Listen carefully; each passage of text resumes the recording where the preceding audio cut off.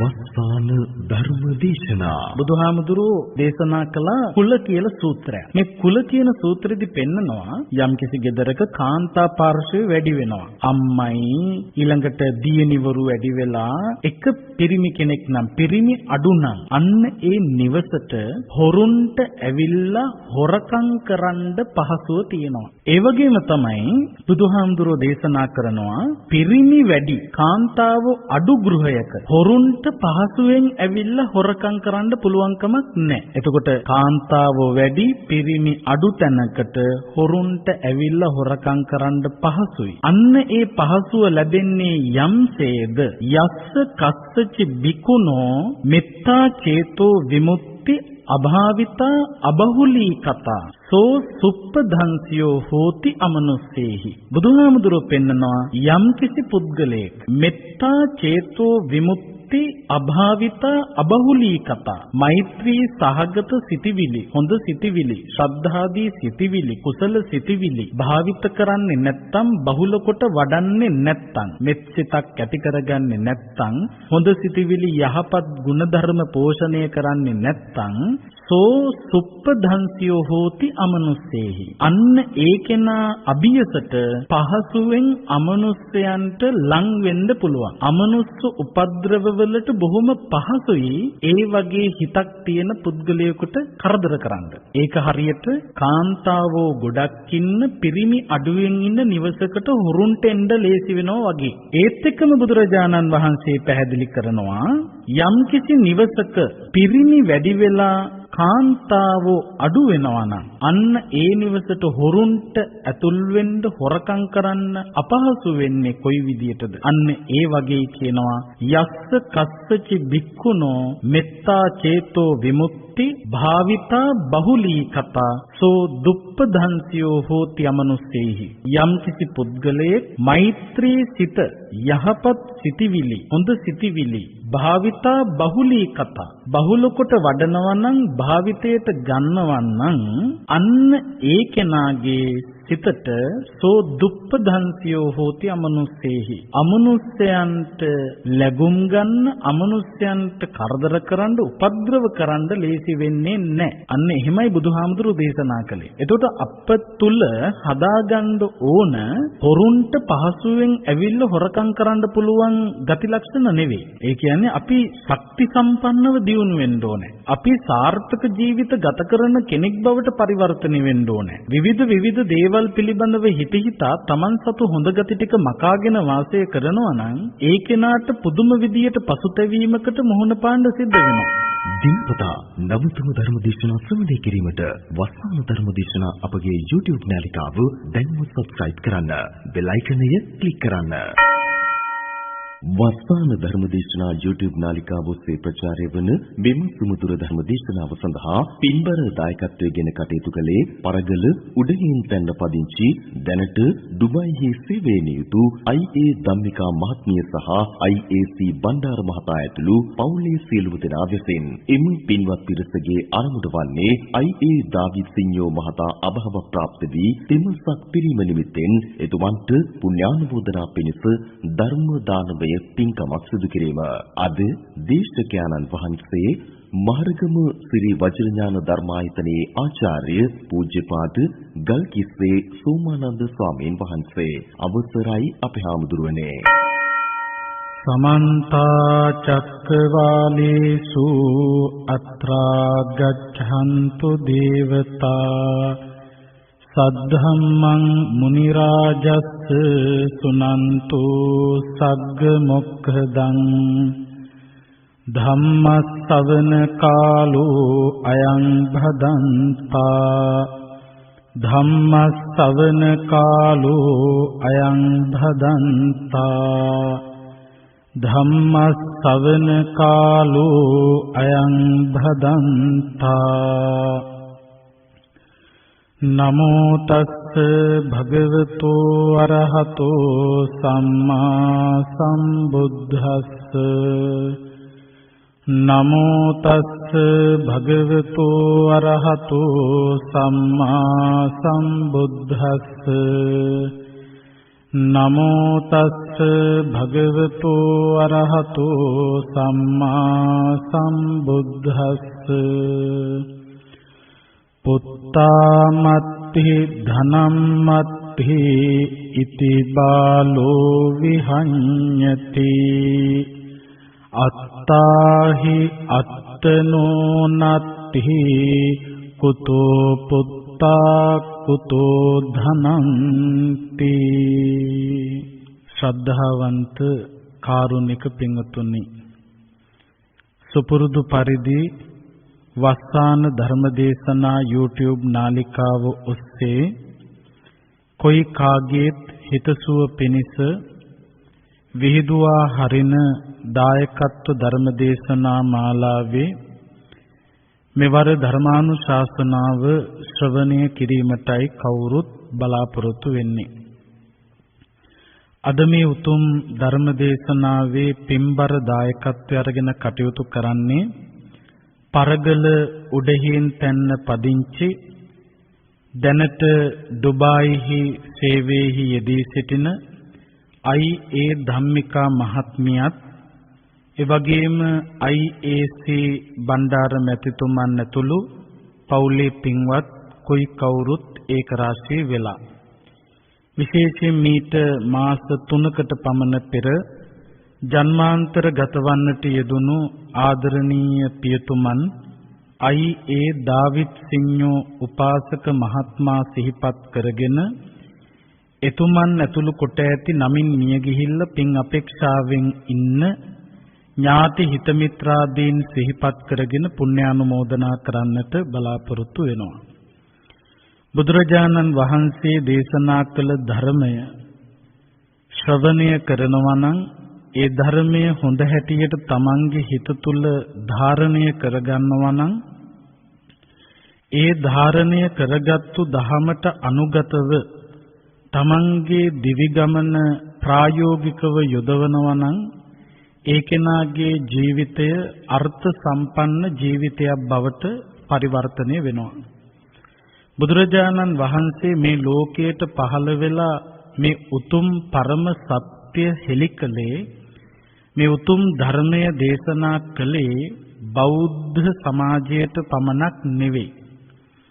අපි හැමෝම දන්නවා උතුම් සම්බුද්ධත්වයේ සාක්ෂාත් කරගත්ත බුදුරජාණන් වහන්සේ බරණැස ඉසිපතන මිගදායේදී ප්‍රථම ධර්ම දේශනාව එහෙම නැත්නම් මංගල ධර්ම දේශනාව ධම්මචක්කප්පවත්තන සූත්‍ර දේශනාව සිද්ධ කළේ පස්වග මහණුන්ට නෙවෙයි පස්වග තවුසන්ට. පස්වග තවුසන් මේ උතුම් පරම සත්‍ය ගැබ්වෙච්ච ධර්මයේ ශ්‍රවණය කරලා තමයි පස්වග මහණුන් බවට පරිවර්තනය වුණේ.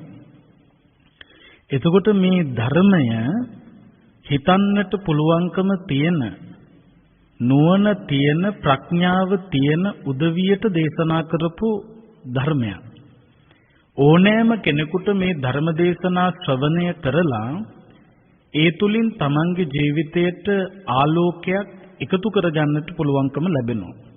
ඉතින් අද දවසේදී ඔබට මේ ධර්ම දේශනාව ඔස්සේ පැහැදිලි කරලා දෙන්න බලාපොරොත්තු වෙන්නේ බොහෝම වටින කාරණාවක් සම්බන්ධයෙන්. බුදුරජාණන් වහන්සේ දේශනා කළ වටිනා අර්ථ සම්පන්න ගාථා දේශනාවක් තමයි අද ධර්මානුශාසනාවේ මාතෘකාව හැටියට තෝරගත්තේ.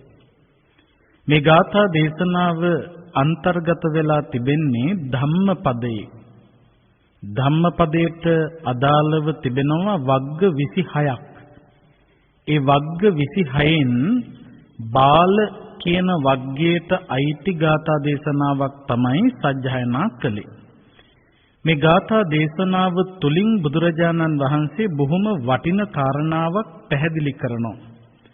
පුත්තා මත්ති ධනම් මත්ති ඉති බාලෝ විහඤ්ඤති අත්තාහි අත්තනෝ නත්ති කුතෝ පුත්තා කුතෝ ධනං.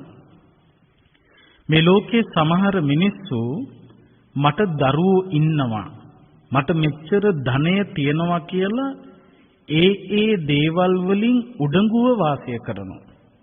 මට දරුවෝ ඉන්නවා මට මෙච්චර ධනෙ තියෙනවායි කියලා මට කිසි දෙයකට බය වෙන්න හේතුවක් නැහැ මේ වස්තුන් මා සතුව තියනවා කියලා සමහරු උඩඟු වෙනවා. හැබැයි බුදුරජාණන් වහන්සේ දේශනා කරනවා අත්තාහි අත්තනෝ නත්ති කුතෝ පුත්තහා කුතෝ ධනං. තමන්ට තමන්වවත් නැති වෙනකොට කුමන දරුවෙක්ද කුමන ධනයක්ද කියලා බුදුහාමුදුරුවෝ විමසනවා. බලන්න පින්වත්නි අපට කොච්චර ධනය තිබුණත් අපට මොනතරම් වස්තු තිබුණත් මොනතරම් දරුවෝ හිටියත් මොනතරම් පිරිසක් අපිත් එක්ක හිටියත් ඒ කිසිම කෙනෙක් අපට උදව්වට එන්නේ නැති අවස්ථාවක් තියෙනවා. ඒ කවුරුත්ම උදව්වට එන්නේ නැහැ වගේම තමන්ටවත් තමන්ට උදව් කරගන්න බැරි වෙන මොහොතක් එනවා. ඒ තමයි ජීවිතේ විඳින්නට ලැබෙන ජරා දුක, ව්‍යාධි දුක, මරණ දුක කියන මෙන්න මේ අවස්ථා. ජරාවට පත් වෙනකොට වයසට යනකොට කොච්චර ධනෙ තිබුණත් කොච්චර පිරිසක් හිටියත් කොච්චර දරුවෝ හිටියත් තමන්ට ඉන්නවයි කියලා හිතාගෙන හිටියත් ඒ වෙලාවේදී ඒ කිසිම කෙනෙකුට තමන්ව වයසට යන එක නවත්තලා තරුණකමට පත් කරන්නට කිසිසේත්ම පුළුවන්කමක් නැහැ. ඒ වගේම තමයි විවිධ රෝගාබාධයන්ට ලක් වෙනකොට කොච්චර දරුවෝ හිටියත් කොච්චර ධනෙ තිබුණත් කොච්චර පිරිසක් හිටියත් තමන්ට ඉන්නවා කියලා හිතාගෙන හිටියත් ඒ අවස්ථාවලදී ඒවායින් බේරෙන්න අපි කිසිම කෙනෙකුට පුළුවන්කමක් නැහැ. ඒ වගේම තමයි කවදා හරි දවසක නියත වශයෙන්ම මුහුණ පාන්න සිදුවන මේ මරණය කියන ධර්මතාවයේ ඉදිරියේ අපි කොච්චර අපට ධනෙ තියනවා කිව්වත් කොච්චර අපි දරුවෝ ඉන්නවා කියලා කිව්වත් කොච්චර අපිත් එක්ක පිරිසක් ඉන්නවා කියලා කිව්වත් අපි කොච්චර අපිට ඉන්නවා කියලා හිතාගෙන හිටියත් ඒ කිසිම කෙනෙකුට ඒ අවස්ථාවේදී පිළිසරණක් වෙන්නට පුළුවන්කමක් නැහැ. අන්න ඒ නිසා තමයි බුදුහාමුදුරුවෝ පෙන්වන්නේ අත්තාහි අත්තනෝ නත්ති. තමන්ට තමන්වත් නැති වෙනකොට කුතෝ පුත්තා කුතෝ ධනං. කුමන දරුවෙක්ද කුමන ධනයක්ද කියලා. ඒ නිසා මෙන්න මේ කාරණා තමන්ගේ ජීවිතයට හුරු කරගන්න ඕන. මේවා ඇහුවට මදි මේවා හොඳට හිත තුල ධාරණය කරගෙන මේ කියපු කාරණා නිතර මෙනෙහි කරන්න ඕන. අද සමාජයේ ජීවත් වෙන උදවියට ඕන තරම් ධර්මදේශනා ශ්‍රවණය කරන්නට ලැබෙනවා. මේ ශ්‍රවණය කරන්නට ලැබෙන ධහම දැනගෙන දැනුමක් හැටියට පෝෂණය කරගෙන දහම් ගබඩාව පෝෂණය කළාට වර්ධනය කළාටම ප්‍රමාණවත් වෙන්නේ නැහැ. ඒ දැනගත්ත දහම ප්‍රායෝගිකව තමන්ගේ ජීවිතයට එකතු කරගෙන ඒ ඔස්සේ තමන්ගේ ජීවිතයට අර්ථයක් එකතු කරගන්න මහන්සි ගත යුතුයි. බුදුරජාණන් වහන්සේ මේ වටින ගාථා දේශනාව සිද්ධ කරන්න හේතු වෙච්ච නිධාන කතාවක් තියෙනවා. සවැත් නුවර හිටියා 80 කෙලක් ධනෙ තියෙන මහ සිටුවරයෙක්. මේ සිටුවරයාගේ නම තමයි ආනන්ද. මේ ආනන්ද කියන සිටුවරයා පින්වත්නි පුදුම ලෝභ චරිතයක්. සාමාන්‍යයෙන් අපි ගමේ ගොඩේ කියන විදියට කුණු ගතිය තියෙන මිනිස්සෙක්. කිසිම වෙලාවක මේ ධනය නැති වෙනවට කැමති උනේ නැහැ. මහා ධනවතෙක්. හැබැයි මොනතරම් ධනෙ තිබුණත් ඒවාට ලෝභකමින් ඒවා ගැනම හිතමින් කිසිම කෙනෙකුට දෙන්නේ නැතුව ඒවා ආරක්ෂා කර තැම්පත් කරගෙන ඉඳ උත්සාහ කරපු කෙනෙක්. මේ ආනන්ද කියන සිටුතුමාට හිටිය පුතෙක් මූලසිරි කියලා. මෙන්න මේ මූලසිරි කියන පුතාට ආනන්ද සිටුතුමා ඥාතීන් එකතු වෙච්ච වෙලාවක අවවාද දෙනවා. මොනවද මේ දෙන අවවාද? මූලසිරිට කියනවා පුතේ මම මෙච්චර ධනයක් එකතු කරලා තියෙනවා. මේ ධනය තියෙන්නේ විනාශ කරන්න නෙවෙයි, වියදම් කරන්න නෙවෙයි. මේ ධනය යම්කිසි දෙයකට වියදම් කරනවා නම් පුතේ තියෙන ධනය වර්ධනය කරන දෙයකට විතරක් යොමු කරන්න. මේ තියෙන දේ නැති වෙන්න වැඩ කරන්න එපා. මේ ධනය හැමදාම තියෙන්න ඕන. වැඩි වෙනවා මිසක් අඩු වෙන්න බෑ. ධනට බනට පිනට කිසි දෙයකට යොමු කරන්න එපා. කිසිම කෙනෙක් වෙනුවෙන් දෙන්නත් එපා.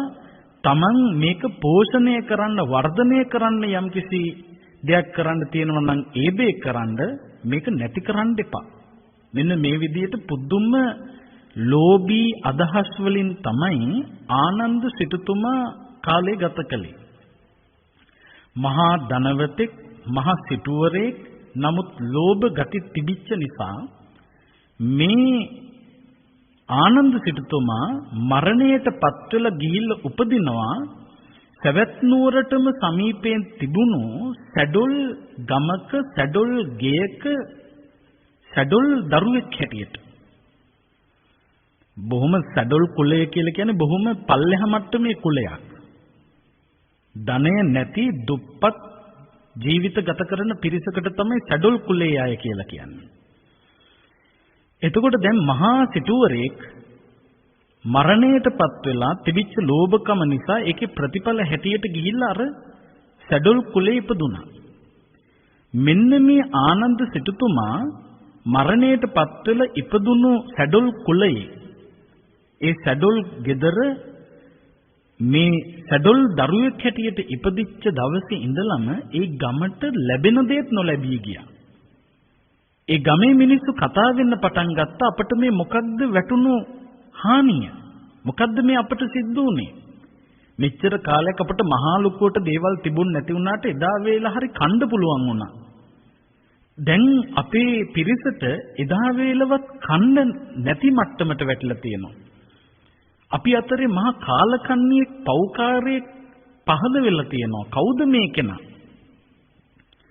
හොයනකොට තේරුණා මේ අලුත් උපන්න මේ දරුවා නිසා තමයි අපේ මේ ප්‍රදේශයට අපේ මේ සැඩොල් කුලයට ලැබීම නැවතිලා තියෙන්නේ.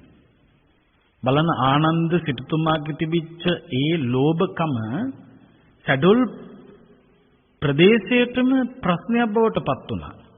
අන්තිමේදී මොකද කරන්නේ මේ සැඩොල් ප්‍රදේශයේ හිටපු අනෙකුත් සැඩොල් කුලවල මිනිස්සු මේ ළමයාවයි අම්මවයි දෙන්නවම පැන්නුවා. උඹලා ඉන්නකම් අපට හම්බෙන්න තියෙන දේත් නැති වෙලා ගියා. මේ පෞකාර කිසිම ලැබීමක් නැති ළමයා ඉපදිච්ච නිසා අපේ ප්‍රදේශයේ ඒ නිසා පිටත් වෙලා යන්න කියලා මේ අම්මවයි පුතාවයි දෙන්නම එළෙව්වා.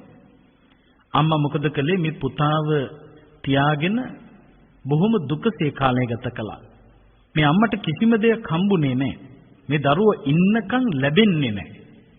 අන්තිමේදී මේ අම්මා කල්පනා කරනවා දරුවා ටික කුස්මහත් වෙනකොට මේ දරුවත් එක්කම ඉන්න එක කරන්න පුළුවන් දෙයක් නෙවෙයි. දැන් මම පුළුවන් තරම් කැපකිරීම කළා. මම ගොඩාක් දුක් විඳ මේ දරුවා වෙනුවෙන්. මේ දරුවා ඉපදිලා මට පුදුම දුකක් දුන්නේ. බලන්න පින්වත්නි, එහෙම පෙර කරපු අකුසල කර්ම නිසා ඉපදෙන දරුවා නිසා දෙමව්පියන්ට ලොකු පීඩනවලට මුහුණ පාන්න සිදුවෙන සිදුවීම් අදත් සමාජයේ ඕන තරම් තියෙනවා. සමහර වෙලාවට සමහර දෙමව්පියෝ කියනවා හාමුදුරුවනේ මේ දරුවා ඉපදිච්ච නිසා තමයි අපට මහා වාසනාව කුරුමුනේ. සමහර දරුවෝ මහා පින්වන්ත දරුවෝ. ඉපදෙනකොටම දෙමව්පියන්ට හරියනවා. එහෙම සිදුවීම් අපිට අපේ සමාජයෙන් අහන්න ලැබෙනවා. දරුවෝ ඉපදෙනවත් එක්කම මට පුදුම විදියට හරි ගියා. රැකියාව හරි ගියා. ඉඩකඩම් හම්බුණා. ගෙවල් දොරවල් හම්බුණා. අපට දියුණුව ලැබුණේ මේ ළමයා නිසා. ඒ වගේම තවත් සමහර පවුල්වල කතා වෙන දෙයක් තමයි මේ දරුවා ආපු දවසේ ඉඳලා මට වදයක් දුන්නේ. හම්බෙන දේත් හම්බෙන්නේ නැතුව ගියා. අන්න ඒ වගේ කර්ම දෝෂ කියන ඒවා පිටිපස්සෙන් එන්න පුළුවන්. ඉතින් මේ අම්මයි දරුවයි දෙන්නවම එළියට දැම්මහම මේ අම්මටත් නැති වුණා, දරුවටත් නැති වුණා කිසි දෙයක්. පුළුවන් විදියට අම්මා මේ දරුවව පෝෂණය කළා. උස්මහත් වෙනකොට අම්මා පුතාට කියන පුතේ මෙච්චර කාලයක් මං උඹව බලාගත්තා. දැන් මෙතනින් එහාට බලන්න බෑ. මට තවත් මේ දුක විඳින්න බෑ. තනියම ගිහිල්ලා මොනවා හරි ඉල්ලගෙන ජීවත් වෙන්න. මේ දරුවට පෙර භවය පිළිබඳව දැක ගැනීමේ නුවණ පහළ වුණා. මේ සැඩොල් කුලේ ඉපදිච්ච මේ දරුවා ඊට ඉස්සෙල්ලා භවයේ සිටුවරයෙක් මම තමයි ආනන්ද සිටුවරයා කියලා මෙයාට දැනෙන්න පටන් ගත්තා. කරපු අකුසල කර්මවලට රූපේ පවා විකෘති රූපයක් තිබුණේ. කෙනෙක් දැක්කහම බය වෙන රූපයක්. මේ ආනන්ද සිටුතුමා මිය ගිහිල්ලා සැඩොල් කුලයක ඉපදිලා සැඩොල් දරුවෙක් හැටියට පෝෂණය වෙලා දැන් මේ සැඩොල් කුලේ ඉපදිච්ච මේ තරුණයාට මේ පුද්ගලයාට විකෘති මුහුණක් තියෙන්නේ. කෙනෙක් දැක්කහම ප්‍රියමනාප ස්වરૂපයක් නෙවෙයි තියෙන්නේ, භය ඇතිවන ස්වરૂපයක්. ඉතින් පෙර භවයේ පිළිබඳව දැක ගැනීමේ හැකියාව ලැබුණට පස්සේ මේ විකෘති සැඩොල් කුලේ මේ මිනිස්සයා යමක් ඉල්ල ගන්න මූලසිරි කියන සිටුතුමාගේ සිටුමාලිගාව දෙසට යනවා. දැන් මූලසිරි කියලා කියන්නේ ගිය භවයේ පුතා. දැන් මේ ඉන්නේ ආනන්ද සිටුතුමා.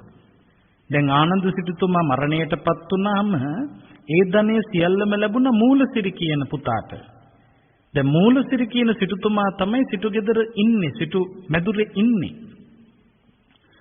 අන්තිමේදී මොකද වුනේ? මේ විකෘති මුහුණක් තියෙන දැක්කහම බය හිතෙන මේ සැඩොල් කුලේ මේ දුප්පත් මිනිස්සයා යමක් ඉල්ල ගන්න මූලසිරි සිටුතුමාගේ සිටුමාලිගයට යනවා. සිටුමාලිගයට ගියාට පස්සේ මූලසිරි කියන සිටුතුමාගේ දරුවෝ මේ විකෘති මුහුණ තියෙන මේ මිනිස්සයා දැකලා හොඳටම බය වෙනවා.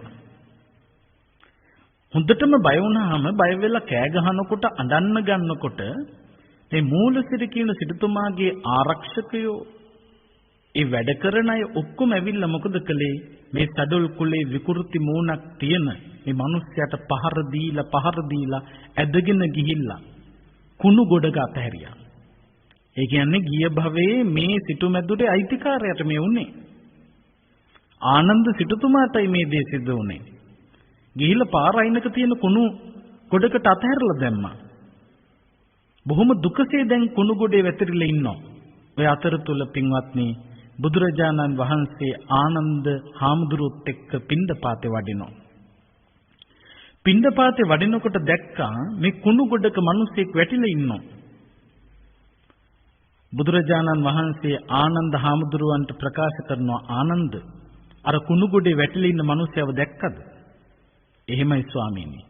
කවුද කියලා දන්නවද?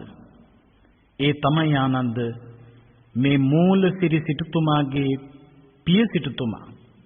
තාත්තා ආනන්ද සිටුතුමා. මේ ආනන්ද සිටුතුමා පුදුම ලෝභ චරිතයක්. Tamanට ධනෙ තිබුණට ඒ ධනෙ වර්ධනය කරන්න පුතාට අවවාද දුන්න මිසක් පුතා වෙනුවෙන්වත් වියදම් කළේ නැහැ. දන් පහන් පිදුවේ නැහැ. Taman හංගපු ධනය නිධාන දරුවටවත් කියන්නේ නැතුව මැරිලා ගියේ. ඒ ලෝභ ගති ලක්ෂණ නිසාම මේ தത്വෙටපත් වෙන්න සිද්ධ වෙලා තියෙනවා. ආනන්ද හාමුදුරුවෝ බුදුරජාණන් වහන්සේ ඉදිරියේ මේ කතාව අහගෙන ඉන්නවා. මේ සංවාදي දැකලා බොහෝ පිරිසක් එතනට එකතු වුණා. බුදුරජාණන් වහන්සේ පිරිසට කියනවා ගිහිල්ලා මූලසිරි සිටුතුමා වෙක්කන් එන්න. මූලසිරි සිටුතුමා වෙක් කරගෙන ආවෙතන්ට. ආවට පස්සේ බුදුරජාණන් වහන්සේ මූලසිරි සිටුතුමාට කියනවා, සිටුතුමනි මේ වෙන කවුරුත් නෙවෙයි ඔබේ පියා ආනන්ද සිටුතුමා. මූලසිරි සිටුතුමාට හිතා ගන්න බැරි වුණා. කොහොමද බුදුහාමුදුරනේ එහෙම කියන්නේ? මේ සැඩොල් කුලේ ඉපදිච්ච විකෘති මුහුණක් තියෙන දුප්පත් මිනිසයාට බුදුහාමුදුරු කියනවා,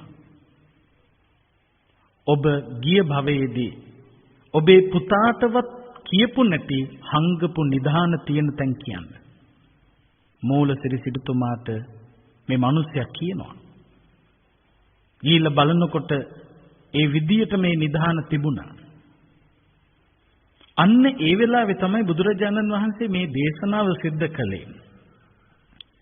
මේ ආනන්ද සිටුතුමා මහ උජාරුවට හිතාගෙන හිටියා, පුත්තා මත්හි ධනම් මත්හි, මට දරුවෝ ඉන්නවා, මට ධනෙ තියෙනවා. අන්තිමේදී බලන්න අත්තාහි අත්තනෝ නැත්ති, Tamanට තමන්වත් නැහැ. ලෝභ ගති ලක්ෂණ ප්‍රගුණ කරමින්, පෞකාර ගති ලක්ෂණ ප්‍රගුණ කරමින් වාසය කළොත් වෙන්නේ ඔන්න ඔය වගේ විපාකවලට මුහුණ පාන්න. දුක්ඛිත ජීවිත ගත කරන්නයි සිද්ධ වෙන්නේ. Tamanට තමන්වත් නැති වෙනකොට මේ දරුවන්ගෙන් ධනෙන් කුමන වැඩක්ද? ඒ නිසා තමයි පින්වත්නි අපි নিরතුරුවම ආධ්‍යාත්මික වශයෙන් දියුණුවක් ලබා ගැනීම පිණිස කටයුතු කළ යුතු වෙන්නේ. එහෙම කටයුතු කරන්නේ නැත්නම් අපේ ජීවිත ගමන අර්ථ සම්පන්න වෙන්නේ නැහැ. අපි හැම වෙලාවකම හිතනවා අපි කැපකිරීම කරන්න ඕන. මම මගේ ජීවිතේම දරුවෝ වෙනුවෙන් කැප කරනවා. මම මගේ ජීවිතේම රැකියාව වෙනුවෙන් කැප කරනවා. පින්වත්නි, ඒව හොඳයි. හැබැයි මතක තියාගන්න, මුළු ජීවිතේම දරුවෝ වෙනුවෙන් කැප කරන්න එපා. මුළු ජීවිතේම රැකියාව වෙනුවෙන් කැප කරන්න එපා. ජීවිතේ යම්කිසි තැනක් දරුවෝ වෙනුවෙන් දෙන්න. ජීවිතේ යම්කිසි තැනක් තමන්ගේ දියුණුව වෙනුවෙන් දෙන්න. හැබැයි සම්පූර්ණයෙන්ම කැප කරන්න එපා. සම්පූර්ණයෙන්ම කැප කරන මිනිස්සයා අවසාන මොහොතේදී තමන් වෙනුවෙන් කිසි දෙයක් කරගෙන නැහැ. දරුවෝ වෙනුවෙන් කළ යුතු යුතුයකම් සම්පූර්ණ කරන්න, දරුවෝ වෙනුවෙන් කළ යුතු යමක් වේ නම් ඒ දේ ඊටාම හොඳින් සම්පූර්ණ කරන්න මහන්සි ගන්න. හැබැයි පින්වත්නි, සමහර උදවියේ ඉන්නවා දරුවෝ වෙනුවෙන් කියලා පෞකාර වැඩ කර කර ඔවුන්ට යුතුයකම් ඉටු කරන්න යනවා. ඒක අවශ්‍ය වන දෙයක් නෙවෙයි. ඒකෙන් වෙන්නේ තමන් ලොකු අගාධයකට වැටෙන එක. මං ඒ නිසායි කිව්වේ මුළු ජීවිතේම කැප කරන්න අවශ්‍ය වෙන්නේ නැහැ. සමහරක් විට සමහර දෙමව්පියෝ බලන්න පුංචි කාලේ තමන්ගේ දරුවෝ හදලා වඩලා පෝෂණය කරලා හොඳට උගන්වලා විශ්වවිද්‍යාලවලට යවලා හොඳ රැකියාවකට යොමු වෙන්න ඉඩකඩ සලස්වලා දීලා හොඳ විවාහයකටත් උදව් කරලා මුළු ජීවිතේම ඒ දක්වා කැපකිරීම කරලා සමහරක් විට පන්සලකට යන්න වෙලා නැහැ, දානයක් දෙන්න වෙලා නැහැ, සිල් සමාදන් වෙන්න වෙලා නැහැ, පුදුම විදියට රැකියාව කරලා ආර්ථිකය ශක්තිමත් කරන්න මහන්සි අරගෙන උදේට හවසට බුදුන් වඳින්නවත් වෙලාවක් නැහැ සමහරුන්ට. ඒ තරමටම කැපකිරීම කරලා දරුවෝ හදලා වඩලා පෝෂණය කරලා දියුණු කරලා ඒ දරුවෝ විවාහ પ્રાપ્ત වුණාට පස්සේ ඒ දරුවන්ට ලැබෙන දරුවෝ ටිකත් බාර ගන්නවා. ඊට පස්සේ මොකද වෙන්නේ? විශ්‍රාම ගිහිල්ලා ඉවරුණාට පස්සේ ආගමට දහමට යොමු වෙනවා කියලා හිතාගෙන ඉන්නවා. ඊට පස්සේ නැවත වතාවක් අලුතෙන් ආයෙත් අම්මා කෙනෙක් වුණා වගේ, ආයෙත් අලුතෙන් තාත්තා කෙනෙක් වුණා වගේ ඒ මොහොතේ ඉඳලා ආයෙත් මුණුපුරා මිනිපිරිය බලන්න කැපගෙනවා. ඒ සඳහා ලොකු කැපකිරීමක් ඔවුන් එක්ක ඉන්නවා. ඔවුන් ගැන බලනවා. මේව එපා කියලා කියනවා නෙවෙයි, යුතුයකම් ඉටු කරන්න. හැබැයි යම්කිසි කෙනෙක් තමන්ගේ ආධ්‍යාත්මික ගමන පැත්තකට වීසි කරලා දාලා මේ වැඩේ කරනවා නම්, පන්සලකට යන්නේ නැහැ, දානයක් දෙන්නේ නැහැ, සිල් සමාදන් වෙන්නේ නැහැ, භාවනාව ප්‍රගුණ කරන්නේ නැහැ, බණපදයක් අහන්නේ නැහැ, ඒව ඔක්කොම අත්හැරලා දාලා තමන්ගේ දරුවෝ වෙනුවෙන් අර ජීවිතේ සැඳෑ සමයක් වෙන් කරනවා නම්, තමන්ගේ ආධ්‍යාත්මික ප්‍රබෝධයකට මඟ හිලි කරගන්නේ නැත්තම් අන්න ඒ කෙනාට පස්සේ පසුතැවෙන්න සිද්ධ වෙනවා. මං වෙනුවෙන් මොනවද කරලා තියෙන්නේ? අවසාන මොහොත වෙනකොට මේ ආධ්‍යාත්මික දියුණුව විතරයි පින්වත්නි සැපය පිණිස පවතින්නේ. මේ දරුවෝ කිසි කෙනෙකුට ඔබව අල්ලලා නවත්තන්න බෑ මරණය ඉස්සරහා. ඔබ සතුව තිබෙන ධනයට ඔබව අල්ලලා නවත්තන්න පුළුවන් කමක් නෑ මේ මරණය ඉස්සරහා. නියත වශයෙන්ම මරණය කියන ධර්මතාවයට මුහුණ පාන්න සිද්ධ වෙනවා. ඒ මරණය අභියසදී අසම්මූල හෝ කාලං කරොත්ති. සිහි මුලාවකින් තොරව මරණයටපත් වෙන්න නම්, හොඳ හිතකින් ශක්තිමත් හිතකින් මරණයටපත් වෙන්න නම් අපි ඒ සඳහා දැම්ම ඉඳලා හිත හදා ගැනීමේ වැඩපිළිවෙල මනාව සම්පූර්ණ කළ යුතුයි. එහෙම නැති වුණොත් ඒ කෙනා අසාර්ථක තත්වයකටපත් වෙනවා. ඒ නිසායි බුදුරජාණන් වහන්සේ දේශනා කළේ ජීවත් වෙනකොට ශ්‍රද්ධාදී ගුණධර්ම ප්‍රගුණ කරමින් අර්ථය Taman වෙතට යොමු කර ගැනීමේ මහන්සියක් යොමු වෙන්න. අර්ථ සම්පන්න ජීවිතයක් ගත කරන්න, Tamanටත් අනුන්ටත් හිතසුව පිණිස වැඩ කරන්න මහන්සි ගන්න. බුදුහාමුදුරු දේශනා කරපු වටිනා සූත්‍ර දේශනාවක් තියෙනවා අංගුත්තර නිකායේ පංචක නිපාතේ. සූත්‍ර දේශනාවේ නම තමයි සීවතික කියන සූත්‍රය. මේ සීවතික කියන සූත්‍ර දේශනාවේදී පෙන්නනවා පංචමේ භික්කවේ ආදීනවා සීවතිකාය. අමු සොහනක දකින්නට ලැබෙන ලක්ෂණ පහක් තියෙනවා. කතමේ පංච මොනවද මේ පහ? අසුචි, ඒ කියන්නේ අපිරිසිදුයි. දුක්ගන්ධා, ගඳ ගහනවා. සප්පටි භය, බොහෝ දිනකට බය උපදවන තැනක් බවට පත් වෙනවා. වාලානං අමනුස්සානං ආවාසෝ, අමනුෂ්‍යයන්ට වාස භූමියක් බවට පත් වෙනවා. ඇයි අමනුෂ්‍යයන්ට වාස භූමියක් බවට පත් වෙන්නේ? එතන අපිරිසිදුයි. එතන දුගඳයි. එතන බය උපදවන තැන. අපිරිසිදු තැන. අපිරිසිදු තැනට අමනුෂ්‍යයන්ගේ පැමිණීම සිද්ධ වෙනවා. බහුනෝ ජනස්ස ආරෝධනා, බොහෝ ජනයා හඬා වැළපෙන දුකටපත් වෙන තැනක් බවට පත් වෙනවා. ඒ කියන්නේ අමු සොහනක ලක්ෂණ. සේවතික කියලා කියන්නේ අමු සොහන කියන අදහස. එතකොට මෙන්න මේ අමු සොහනක දකින්න ලැබෙන ලක්ෂණ පහ පිළිබඳව කල්පනා කරනකොට ඒ ලක්ෂණ පහට සම්බන්ධ කරන්න පුළුවන් මිනිස්සු ජීවත් වෙනවා කියලා කියනවා. ඒ කියන්නේ අමු සොහන් වගේ මිනිස්සු. අමු සොහනක දකින්න ලැබෙන අසුචි ගතිය තියෙන, ගඳ ගතිය තියෙන, බොහෝ දෙනෙකුට බිය උපදවන ගතිය තියෙන, ඒ වගේම අමනුෂ්‍යයන්ට ලං වෙන්න පුළුවන් ගතිය තියෙන, බොහෝ දෙනාට කඳුලක් මතුවෙන, බොහෝ දෙනෙක් අඬන ගති තියෙන මිනිස්සු මේ සමාජයේ ඉන්නවා.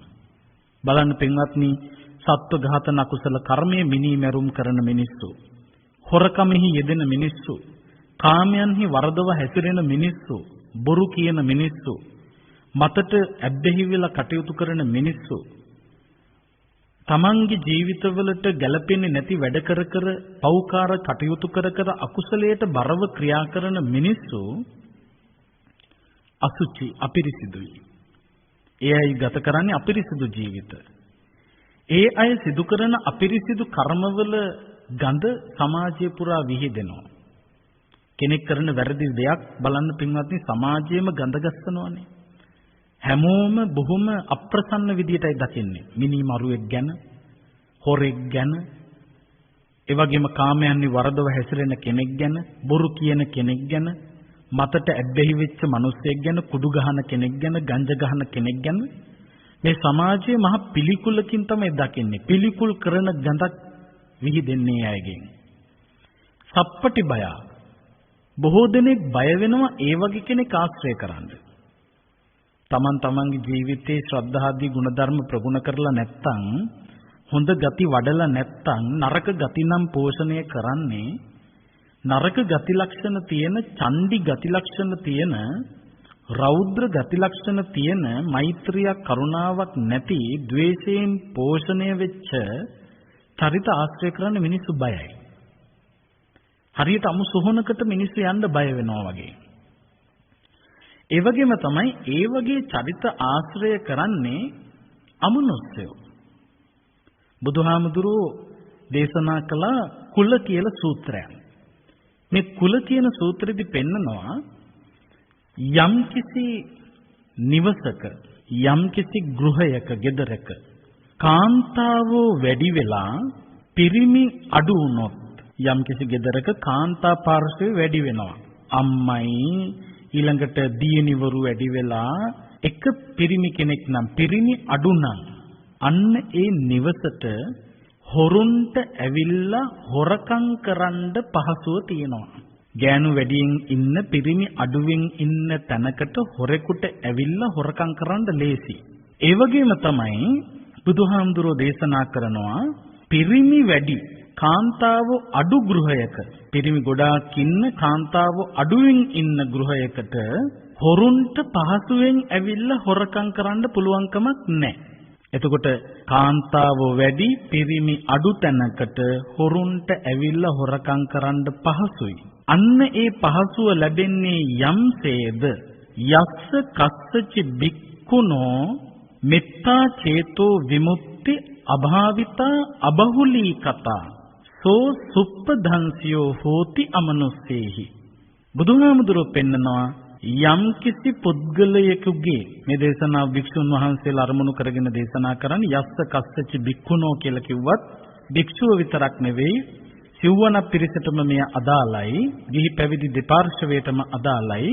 යම්කිසි පුද්ගලයෙක් මෙත්තා චේතෝ විමුක්ති අභාවිතා අබහුලී කතා, මෛත්‍රී සහගත සිටිවිලි, හොඳ සිටිවිලි, ශ්‍රද්ධාදී සිටිවිලි, කුසල සිටිවිලි අභාවිතා අබහුලී කතා, භාවිත කරන්නේ නැත්තම්, බහුල කොට වඩන්නේ නැත්තම්, ඒකට තමයි අභාවිතා අබහුලී කතා කියලා කියන්නේ. බහුල කොට වඩන්නේ නැත්තම්, මෙත් සිතක් ඇති කරගන්නේ නැත්තම්, හොඳ සිතිවිලි යහපත් ගුණධර්ම පෝෂණය කරන්නේ නැත්තම්, සෝ සුප්පධංසියෝ හෝති අමනුස්සේහි. අන්න ඒකේනා අභියසට පහසුවෙන් අමනුස්සයන්ට ලං වෙන්න පුළුවන්. අමනුස්ස උපද්‍රව වලට බොහොම පහසුයි ඒ වගේ හිතක් තියෙන පුද්ගලයෙකුට කරදර කරන්න. ඒක හරියට කාන්තාවෝ ගොඩක් ඉන්න පිරිමි අඩුවෙන් ඉන්න නිවසකට හුරුන්ට එන්න ලේසි වෙනවා වගේ. ඒත් එක්කම බුදුරජාණන් වහන්සේ පැහැදිලි කරනවා යම්කිසි නිවසක පිරිමි වැඩි වෙලා කාන්තාවෝ අඩු වෙනවා නම් අන්න ඒ නිවසට හොරුන්ට ඇතුල් වෙන්න හොරකම් කරන්න අපහසු වෙන්නේ කොයි විදියටද? අන්න ඒ වගේ කියනවා යස්ස කස්සචි භික්ඛුනෝ මෙත්තා චේතෝ විමුක්ති භාවිතා බහුලී කතා සෝ දුප්පධංසියෝ හෝති අමනුස්සේහි.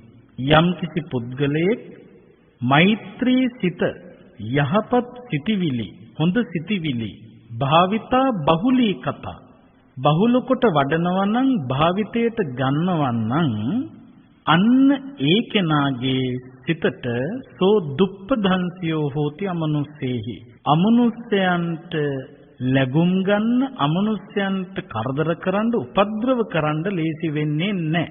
අන්න එහෙමයි බුදුහාමුදුරුවෝ දේශනා කළේ. එතකොට අප තුල හදාගන්න ඕන හොරුන්ට පහසුවෙන් ඇවිල්ලා හොරකම් කරන්න පුළුවන් ගති ලක්ෂණ නෙවෙයි. ඒ කියන්නේ අපි ශක්ති සම්පන්නව දියුණු වෙන්න ඕනේ. අපි සාර්ථක ජීවිත ගත කරන කෙනෙක් බවට පරිවර්තනය වෙන්න ඕනේ. විවිධ දේවල් පිළිබඳව හිතා තමන් සතු හොඳ ගති ටික මකාගෙන වාසය කරනවා නම් ඒ කෙනාට පුදුම විදියට පසුතැවීමකට මුහුණ පාන්න සිද්ධ වෙනවා. ඒ නිසා අපිරිසිදු වැඩ කරන්න එපා.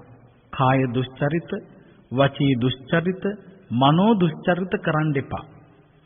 කය වෙහෙසවල වැරදි වැඩ කරන්න එපා. වචනය භාවිතා කරනකොට වචනය පිළිබඳව හොඳ සැලකිල්ලක් ඇති කරගෙන වැඩ කරන්න. සමහරක් විට තමන්ගේ දරුවෝ වෙනුවෙන් වෙන්න පුළුවන්, ධනෙ වැඩි කරගන්න වෙන්න පුළුවන්. අපේ සමාජයේ කොච්චර ඉන්නවද කපටි වචන කිය මිනිස්සු රවට්ටන අය. බොරු කිය මිනිස්සු රවට්ටන අය. ඒ නිසා තමන්ගේ වචනය අර දේවල් ප්‍රමුඛ කරගෙන නරක විදියට භාවිත කරන්න එපා. ඒකේ ප්‍රතිඵල තමන්ට භයානක විදියට මුහුණ පාන්න වෙනවා. තමන්ගේ හිතේ සිටිවිලි නරක විදියට හසුරවන්න එපා. ඒක හරියට අමු සොහොනක ස්වરૂපයක් පෙන්වන්නේ අසුචි. ඒ නරක කටයුතු වල ගඳ මුළු සමාජය පුරාම පැතිරෙනවා. ඒ වගේම බොහෝ දෙනෙක් ඔබව ආශ්‍රය කරන්න බිය වෙනවා. අපේ සමාජයේ වැරදි වැඩ කරන මිනිසුන් ආශ්‍රය කරන්න බයයි. කුඩු ගහන මිනිසුන් ආශ්‍රය කරන්න බයයි. මිනි මරුව පාතාලයට සම්බන්ධ මිනිස්සු ආශ්‍රය කරන්න බයයි. ඒ බය වෙනකොට සමහරක් විට මෝඩ අඥානෙ හිතන්න පුළුවන් මම මහ ලොකු හපංකමක් කරන්න කියලා. ඒක හපංකමක් නෙවෙයි. ඒ කියන්නේ මනුස්ස වර්ගය ඔබව ප්‍රතික්ෂේප කිරීමයි එතනදි වෙන්නේ. තේරුම් ගත යුතුයි මේ මනුස්ස ලෝකේ මානව සංහතිය මාව ප්‍රතික්ෂේප කරන්නේ මනුස්ස ගුණධර්ම වලට නොගැලපෙන වැඩ මං කරන නිසායි. ඒක පිළිබඳව මහ උජාරුවෙන් කතා කිරීම නෙවෙයි කළ යුතු වෙන්නේ. මහ ඡණ්ඩ විදියට මට ඔක්කොම බයයි කියලා හිතන එක නෙවෙයි කළ යුතු වෙන්නේ. මනුස්ස ගුණධර්ම වලට නොගැලපෙන විදිහේ අමනුස්ස ගති ලක්ෂණ ප්‍රගුණ කරන්නේ නැතුව මිනිසෙක් බවට පත් වෙන්න.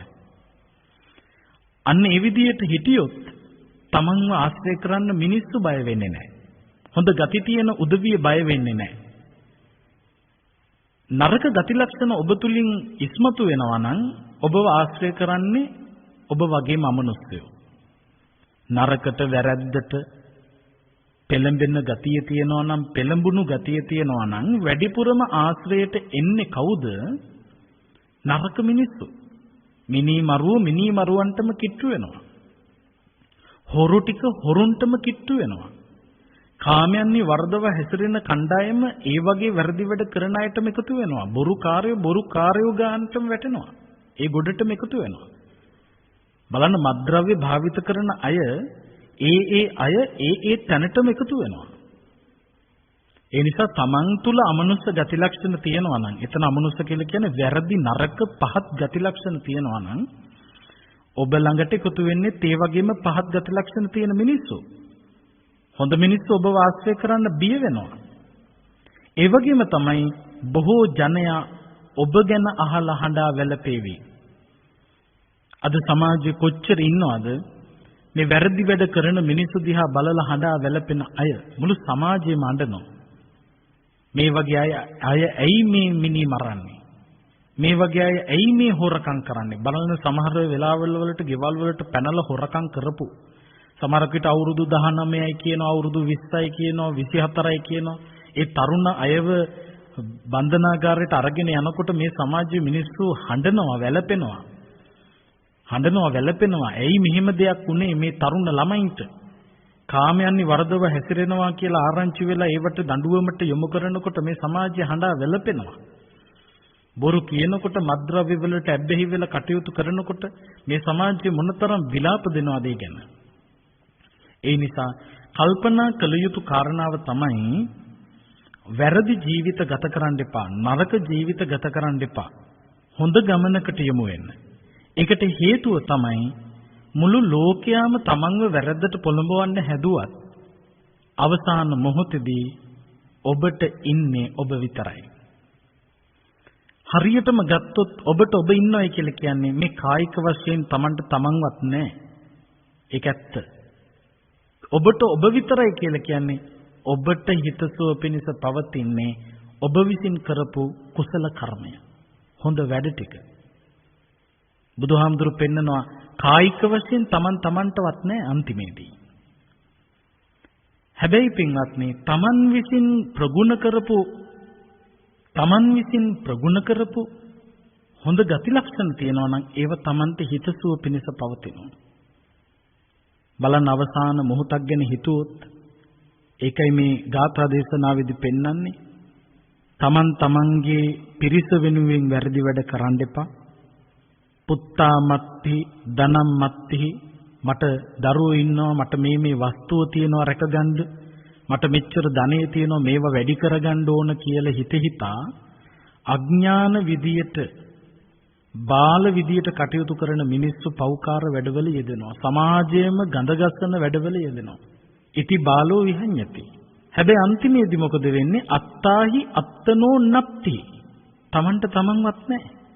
මේ සත්තු මරමර මිනි මරමර පිනවපු ශරීරය, හොරකම් කර පිනවපු ශරීරය, කාමයන්හි වරදවා හැසිරි පිනවපු ශරීරය, බොරු කිය රැකගන්න හදපු මේ ශරීරය, මත්ද්‍රව්‍ය භාවිත කර තෘප්තිමත් කරගන්න හිතාගෙන හිටපු මේ ශරීරය අන්තිමේදී මොකද වෙන්නේ? Tamanටවත් පියාගන්න බැරුව යනවා. ඔය කය අත්හැරලා දාලා විඥානේ නිරුද්ධ වෙනවා. කයට උරුම වෙන ධර්මතාවය තමයි වැළලුවොත් පස් වෙනවා, පිච්චුවොත් අලු වෙනවා. එතනින් එහාට කිසිම දෙයක් නෙවෙයි වෙන්නේ. අමු සොහනකට ගිහිල්ලා දැම්මොත් කුණු වෙනවා. ඒකේ අවසානයේදී වෙන්නේ පසට එක්වීමයි. හැබැයි විඥානය යන්නේ, විඥානේ නිකන් නෙවෙයි යන්නේ පින්වත්නි. අන්න ඒකයි තියෙන ගැටලුව. විඥානේ නිරුද්ධ වෙන්නේ අර කය තුල වාසය කරනකොට එකතු කරගත්ත පොට්ටනි දෙකක් කරගහගෙන. ඒ එකතු කරගත්ත පොට්ටනි දෙක තමයි හොඳ සහ නරක. මේ හොඳ එකතු කරපු කයත් නරක එකතු කරපු කයත් එකම කය පස් වෙනවා, වැළලෙනවා, පිච්චෙනවා, අලු වෙනවා. හැබැයි ඒ තුල ඉඳගෙන හදපු ගොඩනගපු මේ හොඳ නරක උස්සගෙන යනවා. තමන්ගේ පොට්ටනියේ බර කොයි පැත්තටද ඒ පැත්තට වැටෙනවා. තමන් කුසලයේ පෝෂණය කරලා නම් වඩාත් කුසලය දියුණු කරපු කෙනෙක් නම් ඔබ හොඳ පැත්තට වැටෙයි. නරක පෝෂණය කරලා නම් නරක කන්ද වඩා වර්ධනය කරගෙන නම් ඔබ නරක පැත්තට වැටෙයි. ඒ නිසා අපි දක්ෂ වෙන්න ඕන නරක පොට්ටනියේ බර අඩු කරගෙන කුසලයේ හොඳ පොට්ටනියේ බර වැඩි කරගන්න. එහෙම වැඩි කරගත්ත කෙනෙකුට පසුතැවෙන්න වෙන්නේ නැහැ. අනාගත ගමන හැම අතින්ම ඒ කෙනාට සෞභාග්‍ය සම්පන්න කරගන්නට පුළුවන්කම ලැබෙනවා. අන්න ඒ සඳහායි අපි මහන්සි ගත යුත්තේ, යොමු විය යුත්තේ. බුදුරජාණන් වහන්සේ අපට ධර්මයේ දේශනා කළේ ඒකයි. ඒ නිසා අද දවසේදී ඔබ හිතන්න, කල්පනා කරන්න, මෙනෙහි කරන්න මම මගේ ජීවිත ගමනේදී විවිධ චරිත වෙනුවෙන් වැඩ කරනවා කියලා නරක වැඩ කරන්නේ නැහැ. පහත් වැඩ, වැරදි වැඩ කරන්නේ නැහැ. ඒක බුදුහාමුදුරු අනුමත කළේ නැහැ. තමන්ගේ කවුරු රැක ගන්නවත් කියලා වැරදි වැඩ කරන එක බුදුහාමුදුරු අනුමත කළේ නැහැ. ඒ පිළිබඳව හොඳට පිළිගත්තු උදවිය අපේ සමාජයේ ඉතිහාසයේ ඉඳලා තියෙනවා. එක කතාවක් තියෙනවා. තමන්ගේ අම්මා අසනීප වෙලා හොඳටම. අසනීප වෙලා ඉන්නකොට වෙද මහත්තයා එනවා බලන්න අම්මව. අම්මව බලලා ඉවර වෙලා මේ දරුවන්ට කියනවා අම්මව බේරගන්න ඕන නම් අම්මට හාමස් කන්න දෙන්න ඕන. හාවෙකුගේ මස් කන්න දෙන්න ඕන. එතකොට මෙතන හිටපු අයියා මොකද කරන්නේ? මල්ලිට කියනවා මල්ලි ගිහිල්ලා උගුලක් අටවලා හාවෙක් මරාගෙන මස් ටික අරගෙන එන්න අම්මට කන්න දෙන්න. ඒ පරපුරේ කිසිම කෙනෙක් සත්තු මරලා නැහැ. අම්මා හැමදාම කියන්නේ සත්තු ඝාතනයෙන් වැළකෙන්න කියලා. පංචශීලයේ දිවි හිමියෙන් රකින්න පවුලක්. හැබැයි අම්මව බේරගන්න දරුවට හාවෙක් මරන්න සිද්ධ වෙනවා. මේ පුතා මොකද කරේ? උගුලක් ඇටෙව්වා. හාවෙක් හවුනා. හාවව අතට අරගත්තාම මේ පුතාට හිතෙනවා මගේ අම්මව බේරගන්න උනත් මම මොකටද මේ අහිංසක සතාගේ ජීවිතේ විනාශ කරන්නේ? මේ සතාගේ ජීවිතයට වඩා මගේ අම්මගේ ජීවිතේ වටිනවා තමයි. හැබැයි අම්මා මට කියලා දුන්නේ පංච දුස්චරිතය කරන්න නෙවෙයි, පංච සුචරිතය, සුචරිතවත් ජීවිත ගත කරන්න. ඇස කන නාසය දිව ශරීරය කියන ඉන්ද්‍රියන් පාලනය කරගෙන ඒවා দমনය කරගෙන වාසය කරන්න කියලා ඉගෙනුවේ. වැරදි වැඩවලින් ඉවත් වෙන්න කියලා ඉගෙනුවේ. අම්මගේ ජීවිතේ බේර ගන්නවත් මේ අහිංසක සතෙක් මරණ එක සුදුසු නෑ. මොකද කලේ පින්වත්නි මේ හාවව බේරුවා. අභය දාණය දුන්නා. හිස් සතින් ගෙදර ගියා. අනිත් අය අහනවා කෝ හාමස් ගෙනාවද? මෙයා දුවගෙන ගියා අම්මා ළඟට. අම්මා ළඟට ගිහිල්ලා ඔළුව අත ගගා කියනවා අම්මේ. අම්මව බේරගන්න අම්මට හාමස් කන්න දෙන්න ඕන කියනවා. ඒකට අම්මේ උගුල කටවලා හාවෙක් මරන්න වෙනවා. අම්මා මට කියලා දුන්නේ අපේ පරපුරේ අය කලේ වැරදි වැඩ නෙවෙයි. අකුසල කර්ම කලේ නැහැ. ඒ නිසා අම්මේ මට හාවෙක් මරන්න බෑ. මම උගුලට හවුවෙච්ච හාවව මරණයෙන් නිදහස් කළා. මට කරන්න පුළුවන් එකම දේ අම්මේ මං හාවව මරන්නේ නැතුව හාවට ජීවිත දාණය දුන්නා, අභය දාණය දුන්නා. එය සත්‍යයි. ඒ හාවා ජීවිත සුවය භුක්ති විඳා. ඒ හාවට ජීවිතය ලැබුණා. එය සත්‍යයි. ඒ සත්‍ය බලයෙන් අම්මට නිදුක් නිරෝගී සුවපත් භාවය ලැබෙන්න ඕන කියලා සත්‍යක්‍රියා කළා. පින්වත්නි සත්‍යක්‍රියාව මහ බල සම්පන්නයි. ඒක යැදීමක් නෙවෙයි. ඒක යාඥාවක් නෙවෙයි. ඒක මහ පුදුම බල සම්පන්න කටයුත්තක්. අපි පිරිත් දේශනා සිද්ධ කර කරන්නේ සත්‍යක්‍රියා. ඒතේන සච්ච වජ්ජේන සොත්තිතේ හෝතු සබ්බද සබ්බ රෝගෝ විනස්සතු සබ්බ භය විනස්සතු. සත්‍යක්‍රියා කර අපි ආශිර්වාද ප්‍රාර්ථනා කරනවා. ඒ සත්‍යක්‍රියාවේ බලයෙන් මේ අම්මා සුවපත් වුණා. බලන්න පින්වත්නි වරදට පෙළඹෙන එක තමන්ගේ අය නිසාවත් කරන්න සුදුසු නෑ කියන එක පෙන්වන පණිවිඩ මේවා. අපි එහෙමනම් හාවෙක් මලාගෙන හරි අම්මා බේර ගන්න ඕන කියන තැන හිත ගන්නවා. ඒක තමයි මේ ලෝකයේ ස්වභාවය. නමුත් එහෙමවත් වැරදි වැඩට පෙළඹුණේ නැති මිනිස්සු මේ සමාජයේ ඕන තරම් ඉන්නවා.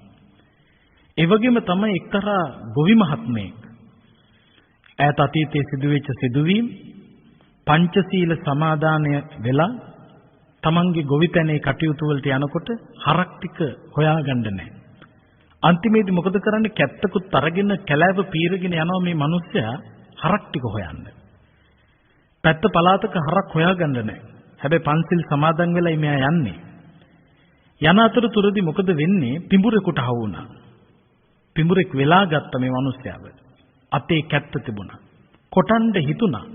හැබැයි සමාදන් වෙච්ච සීලය මෙනෙහි කළා. මම පාණාතිපාතා වේරමණී සික්ඛාපදං සමාදියාමි කියලා සමාදන් වුණා ශික්ෂාපදය. ඒ නිසා මගේ ජීවිතය රැකගන්න කියලා මේ පිඹුරගේ ජීවිතේ නැති කරන්න මට බෑ. මම මරන්නේ නැහැ. අදිෂ්ඨානයක් ඇති කරගත්තා. ආයතරයක් හිත පෙරළුණා නෑ මරලා හරි මම බේරෙන්න ඕන. නැවත වතාවක් සමාදන් වෙච්ච සීලය ගැන ප්‍රතිවේක්ෂා කළා හිතුවා. කැත්ත අතේ තිබුණොත් කොටන්න හිතෙයි කියලා මොකද කළේ? කැත්ත අල්ලලා වීසි කළා. වීසි කරලා වැටුණු සද්දෙට පිඹුරා බය වෙලා පිඹුරා අත්හැරලා ගියා. අන්න ඒ වගේ කතා ඕනතරම් අපේ ඉතිහාසයෙන් දැනගන්න පුළුවන්, අහගන්න පුළුවන්. ඒ නිසා පින්වත්නි හොඳට මතක තියාගන්න මම වෙනුවෙන් හෝ මගේ දෙමව්පියෝ වෙනුවෙන් හෝ දරුවෝ වෙනුවෙන් හෝ ස්වාමියා භාර්යාව වෙනුවෙන් හෝ කවුරු වෙනුවෙන් හෝ යහපතක් ඒ අයට කරන්න ඕන කියලා හිතලා ඔබ අයහපතක් කරනවා නම් වැරදි පාරක යනවා නම් දුෂ්චරිත කරනවා නම් ඒක සුදුසු නෑ. ඒක සුදුසු නෑ. ඒක වැරදි. ඒ වැරදි වැඩේ කරන්න පෙළඹෙන්න එපා. ජීවිත පරදුවට තබලා දිවි හිමියෙන් පන්සිල් රකින්නවා කියන්නේ ඒකයි. ඒ කියන්නේ ජීවිතය අහිමිව ගියත් පංචශීලය කඩ කරන්නේ නැහැ කියන ප්‍රතිඥාව. ඒ නිසා අන්න ඒ විදිහට ඔබට ඉන්න පුළුවන් නම් තමන්ට තමන්ගේ සංසාර ගමන සුවපත් කරගන්නට පුළුවන්කම ලැබෙනවා. ඒ නිසායි මේ පැහැදිලි කිරීම කළේ. ආනන්ද සිටුතුමාට සිදු වුණේ මොකක්ද? පුත්තාමත්ති ධනම්මත්ති ඉති බාලෝ විහඤ්ඤති. මට දරුවෝ ඉන්නවා, මට ධනිය තියෙනවා කියලා ඒවෙන් උඩඟු වෙලා වැරදි වැඩ කළා. අන්තිමේදී මොකද උනේ? අත්තාහි අත්තනෝ නත්ති. තමන්ට තමන්වත් බේරගන්න බෑ. කර්මයේ පිටිපස්සෙන් ආවා. සඩොල් කුලයක මහා දුප්පත් විදියට, දුගී විදියට ඉපදුනා, විරූපී විදියට ඉපදුනා. දුක් විඳින්න සිද්ධ වුණා. කුතෝ පුත්තා කුතෝ ධනං. කවර පුතෙක්ද කවර ධනයක්ද? ඒ නිසා පින්වත්නි සාර්ථක ජීවිත ගත කරන්න උනන්දු වෙන්න. අන්න එහෙම තමන්ගේ ජීවිත ගමන අර්ථ සම්පන්න කරගන්නවා නම් එහෙම තමයි ජයග්‍රහණය කියලා කියන්නේ. ඉතින් ඒ නිසා ඔබට ඔබේ ජීවිත ගමන මෙලොව සුවපත් කරගන්න, පරලොව සුවපත් කරගන්න ප්‍රාර්ථනානුකූලව ගෞතම බුදු ශාසනයේදීම උතුම් චතුරාර්ය සත්‍ය අවබෝධය සලසා ගන්න මේ උතුම් ධර්ම දේශනාව ඔබට අපට රටට ලොවට හේතු වේවා වාසනාව වේවා කියලා ප්‍රාර්ථනා කරන්න. ආකාසට්ටා ච බුම්මට්ටා දේවා නාග මහිද්దికා පුඤ්ඤන්තං අනුමෝදිත්වා චිරං රක්ඛන්තු ශාසනං. ආකාසට්ටා ච බුම්මට්ටා දේවා නාග මහිද්దికා පුඤ්ඤන්තං අනුමෝදිත්වා චිරං රක්ඛන්තු දේශනං. ආකාසට්ටා ච බුම්මට්ටා දේවා නාග මහිද්దికා පුඤ්ඤන්තං අනුමෝදිත්වා චිරං රක්ඛන්තු ත්වං සදා. අද මේ වස්සාන ධර්ම දේශනා YouTube නාලිකාව ඔස්සේ ප්‍රචාරය වන ධර්ම දේශනාවේ පින්බර දායකත්වය අරගෙන කටයුතු කරන්නේ පරගල උඩහේන් තැන්න පදිංචි දැනට ඩුබායිහි සේවයේ නියුතු I.A. ධම්මිකා මහත්මියත් I.A.C. බණ්ඩාර මහත්මයා ඇතුළු පවුලේ හැමෝම එකට එකතු වෙලා දැන් කල්පනා කරන්න ධර්ම ශ්‍රවණය කරලා බොහෝ පිරිසකට ධර්ම දානමය පින්කම සිද්ධ කරලා මේ අත්පත් කරගත්තා වූ සකල කුසලානිසංස විශේෂයෙන් මීට මාස 3කට පමණ පෙර මේ පරිලෝක සපත් I.A. දාවිත් සිඤ්ඤෝ උපාසක මහත්මයා අනුමෝදන් වේවා. එතුමන්ගේ භව ගමන සුඛී සුවපත් භාවයට පත් කර ගනිත්වා. ඒ වගේම ජන්මාන්තරගත වෙලා පින් අපේක්ෂාවෙන් ඉන්න යම්තාක් දෙමාපිය ඥාති හිත මිත්‍ර සහෝදරාදී පිරිස් වෙත්නම් මේ භවයේදී පමණක් නෙවෙයි අනන්ත සංසාර ගමනක ඔබට අම්මා වෙලා තාත්තා වෙලා ඥාතීන් වෙලා මියගිය යම්තාක් පිරිස් වෙතොත් ඒ හැමෝම මේ පින් අනුමෝදන් වේවා. ඒ වගේම රට ජාතිය සම්බුද්ධ ශාසනය වෙනුවෙන් අභීතව කටයුතු කරලා පවත්වී වදාළ මහ සංඝරුවන ජාතික වීරයෝ යුදබිමේදී මියගිය අපේ වීරෝධාර රණවිරුවෝ සුනාමි වගේ ස්වභාවික විපත් නිසා පාස්කු ඉරිදා ප්‍රහාරය වගේ ප්‍රහාර නිසා වසංගත රෝගී තත්ත්වය නිසා මියගිය යම්තා පිරිස් වෙතොත් ඒ හැමෝම මෙපින් අනුමෝදන් වේවා. ඒ අයගේ භව ගමන් සුවපත් කරගනිත්වා. සසර දුකින් එතරව ගෞතම බුදු සසුනේදීම උතුම් නිවනින් සැනසෙත්වා කියන අදහසින් අපි මියගිය ඥාතීන්ට පින් දෙමු. ඉදම්මේ ඥාතීනං හෝතු සුඛිතා හොන්තු ඥාතයෝ. ඉදම්මේ ඥාතීනං හෝතු සුඛිතා හොන්තු ඥාතයෝ. ඉදම්මේ ඥාතිනං හෝතු සුඛිතා හුන්තු ඥාතයෝ. සම්‍යක් දෘෂ්ටික දෙවියෝ මේ පින් අනුමෝදන් වේවා. අනුමෝදන් වෙලා රට ජාතිය සම්බුද්ධ ශාසනය යෙහින් රකීවා. විශේෂයෙන් පරගල උඩෙහින් තැන්න පදිංචි දැනට ඩුබායිහි සේවයේ යෙදී සිටින මේ පින්කමේ දායකත්වය අරගෙන කටයුතු කරන I.A. ධම්මිකා මහත්මියටත් I.A.C. බණ්ඩාර මහත්මයා ඇතුළු කොට ඇති පවුලේ සියලුම දෙනාට දෙවියන්ගේ රැකවරණින් කායික සුවපත් භාවය මානසික සුවපත් භාවය සැලසේවා. ඒ වගේම ඔබට නිරතුරුවම මේ ධර්ම දේශනා ශ්‍රවණය කරන්නට ඉඩකඩ සලස්වා දෙන වස්තාන ධර්ම දේශනා YouTube නාලිකාවේ අපේ ගයන් දුෂ්‍යන්ත පින්වත් මහත්මයා ඇතුළු කොට ඇති පවුලේ හැමෝටම ඒ වගේම රට කරවන ඇත්තන්ට මේ වසංගත රෝගී තත්ත්වයේ ඉදිරියේ රෝග නිවාරණ සංග්‍රාමයේ යෙදී සිටින පින්වත් වෛද්‍ය කාර්ය මණ්ඩලයට හෙද කාර්ය මණ්ඩලයට ඔබව අපව නිරතුරුවම රකින ත්‍රිවිධ හමුදාවේ පොලිසිය පින්වත්තුන්ට ඒ වගේම මේ කොවිඩ් වසංගතය නිසා අපහසුතාවයට පත්වෙච්ච අසනීප තත්වයට පත්වෙච්ච රටවැසි ලෝවැසි සියලුම දෙනාට සිත ශාන්ති යහපත උදා වේවා. දෙවියන්ගේ රැකවරණය සැලසේවා. ඒ වගේම වසරක් ගෙවිලා නව වසරක් උදා වෙන්නට බලාපොරොත්තු වෙන මේ මොහොතේ එළඹෙන වසර කාටත් දෙවියන්ගේ ආශිර්වාදයෙන් කායික සුවයෙන් මානසික සුවයෙන් තම තමන් බලාපොරොත්තු වන අභිවෘද්ධීන් සාධනය කරගන්නට පුළුවන්කම ලැබෙන ශක්තිය ලැබෙන නව වසරක් බවට පත් වේවා. දෙවියොත් මෙපින් අනුමෝදන්ව උතුම් නිවනින් සැනසෙත්වා කියලා අපි දෙවියන්ට පින් දෙමු. එත්තාවතාච අම්හෙහි සම්භතම් පුඤ්ඤ සම්පදං සබ්බේ දේවානුමෝදන්තු සබ්බ සම්පත්ති සිද්ධියා. එත්තාවතාච අම්හෙහි සම්භතම් පුඤ්ඤ සම්පදං සබ්බේ දේවා අනුමෝදන්තු සබ්බ සම්පත්ති සිද්ධියා. එත්තාවතාච අම්හෙහි සම්භතම් පුඤ්ඤ සම්පදං සබ්බේ දේවා අනුමෝදන්තු සබ්බ සම්පත්ති සිද්ධියා. මේ හැම ආකාරයකින්ම රැස් කරගත්තු සකල කුසලානිසංසයන්ගේ බලයෙන් නමින් මියගිය සියලුම ඥාතීනටත් අප සියලු දෙනාටමත් සසර දුකින් එතරව ගෞතම බුද්ධ ශාසනයේදීම උතුම් චතුරාර්ය සත්‍ය අවබෝධය පිණිස හේතු වේවා වාසනාව වේවා කියලා සාදු කියලා නිවන් ප්‍රාර්ථනා කරන්න. සියලු දෙනාම ඔහොම වැඳගන්න. අභිවාදන සීලිස්ස නිච්ඡං වද්ධාපචායිනෝ චත්තාරෝ ධම්මා වඩ්ඩಂತಿ ආයුවන්නෝ සුඛං බලං ආයුරාෝග්‍ය සම්පatti සග්ග සම්පatti මේවච අතෝ නිබ්බාන සම්පatti ඉමිනාතේ සමිජ්ජතු. ඔබ ඒ ශ්‍රවණය කරනු ලැබුවේ I.A. දාවිත් සිංහෝ මහතා අභව ප්‍රාප්ත වී තෙමසක් පිරීම නිමිත්තෙන් එතුමන්ට පුණ්‍යානුමෝදනා පිණිස වස්සාන ධර්මදේශනා YouTube නාලිකාව ඔස්සේ සිදු කරනු ලැබූ සුමధుර ධර්මදේශනාවයි. අද දේශකයන්න් වහන්සේ මහරගම ශ්‍රී වජිරඥාන ධර්මායතනයේ ආචාර්ය පූජ්‍යපාද ගල්කිස්සේ සෝමානන්ද ස්වාමීන් වහන්සේ. උන්වහන්සේටත් නිදුක් නිරෝගී චිරජීවනය උදා වේවායි සාදු සිතින් ප්‍රාර්ථනා කරමු. ධම්මසු ඔබ සැමට තෙරුවන් සරණයි. විදේශගතව සිටින ඔබටත් ඔබේ ජන්මදිනයේ වෙනුවෙන් ඔබෙන් වෙන් වූ නැහිත මිතුරන් වෙනුවෙන් පුණ්‍යානුමෝදනා කිරීමටත් සුජීවත්ව සිටින ඔබේ දෙමාපියන්ට ආශිර්වාද කිරීමටත් වස්සාන ධර්මදේශනා YouTube නාලිකාව ඔස්සේ දායකත්ව ධර්මදේශනා ප්‍රචාරය කිරීම සඳහා දැන්ම කතා කරන්න 071 57 57 13 දුරකථන අංකයට 071 57 57 13 දුරකථන අංකයට. ධම්මසු ඔබ සැමට තෙරුවන් සරණයි.